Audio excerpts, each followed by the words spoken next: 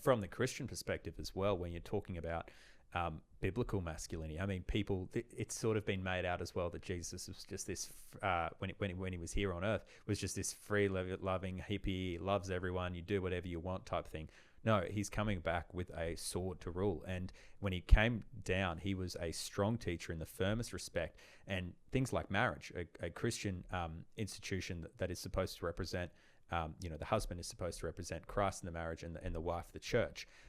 It is representative of that. And there's an enormous amount of responsibility and leadership that is required of men in marriages. And it's no surprise that that's being broken down as men are being basically dissuaded away from leading in a godly and in a masculine respect. And women need leadership, men need leadership as well, and men are called to, it's obviously the smear that's often put out about Christian marriage is, it says wives submit to your husband. And it's like, did you miss the part where it said, husbands submit to Christ in all that you do as well? Like it demands so much more. And I think that's, I think the hedonistic, the convenience aspects of society, which, all of us enjoy on a fleshly level, we've entertained that so far to the point where we look at things like a Christian approach to marriage, like a Christian approach to government as well.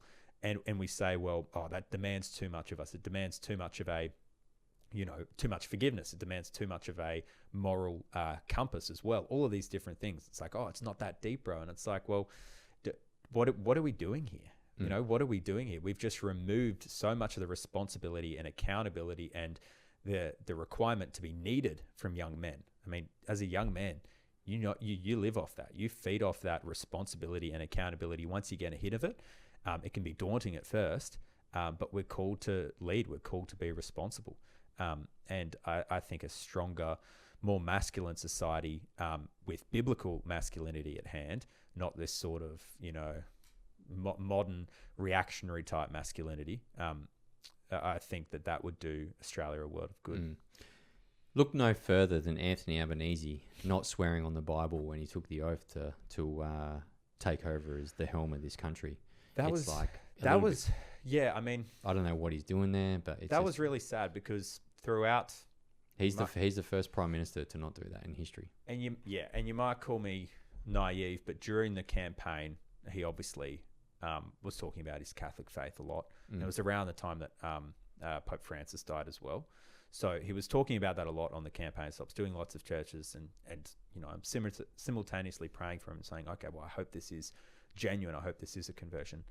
And that he's actually living this faith that he seems to have. The cynical part of me was like, it's a political ploy. He's a snake, mate. And then he gets to that and he said, well, it's just about, Australia is a secular country, so that's what it's all about. It's like, mate, that really rubs you up the wrong way. That's the problem at the moment. That is the problem at the moment. It's people like him preaching that type of wording from the very top. But we can rest in the reality as well that leaders are held to a higher account. And if people are going to disavow their faith when they're leading a country, there are plenty of biblical examples of what happens there. So, mate, as far as I'm concerned, it's a matter of sticking to your principles, serving God, and whatever comes. We'll suffer, as you have over the last 9 months in part.